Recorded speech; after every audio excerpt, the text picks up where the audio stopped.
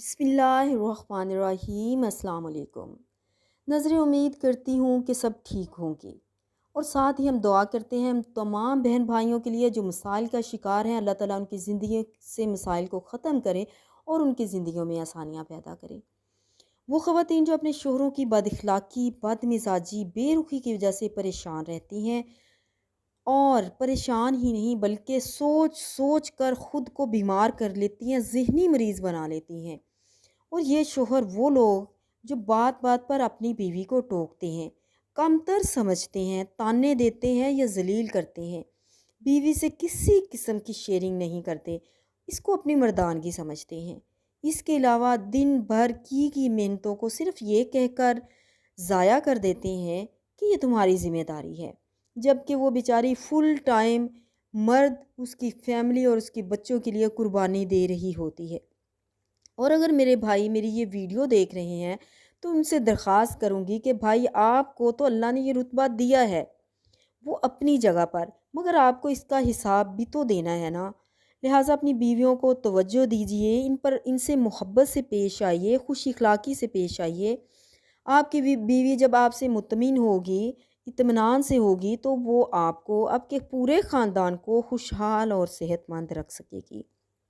اس کے ساتھ ہی یہ بھی یاد رکھیے کہ وہ مجبوری سے نہیں بلکہ خوش دلی سے آپ سے پیار کرے گی، آپ کے گھر کے کام کرے گی، آپ کے بچوں کو ٹائم دے گی، آپ کے خاندان کو ایک مثالی خاندان بنائے گی۔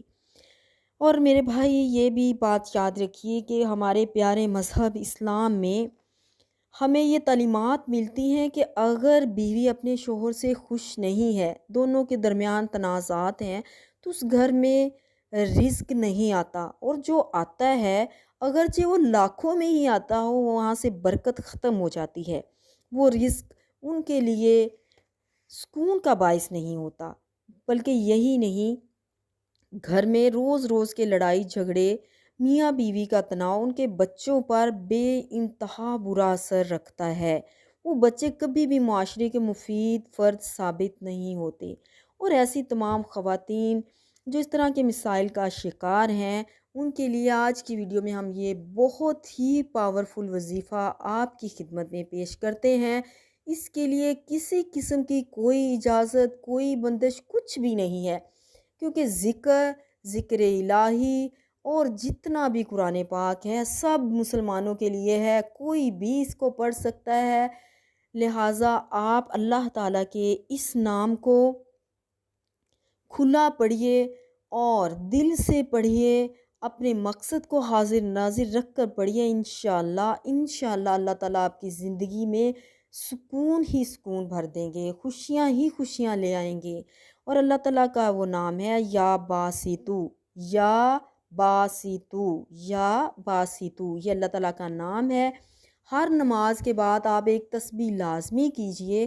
اس کے علاوہ چلتے پھرتے اس تصور کو ذہن میں رکھ کر پڑھیے، اللہ تعالیٰ آپ کی زندگی میں سکون بھر دیں گے۔ نبی پاک حضرت محمد صلی اللہ علیہ وسلم پر درود پاک ضرور پڑھا کریں، اور پانی پر یا چینی پر دم کر کے آپ متعلقہ فرد کو کھلائیں۔ چند ہی دنوں میں انشاءاللہ آپ خود فرق محسوس کریں گے، اور آپ کے گھر میں ایک پرسکون سی فضا پھیل جائے گی، آپ ذہنی اور روحانی سکون محسوس کریں گی۔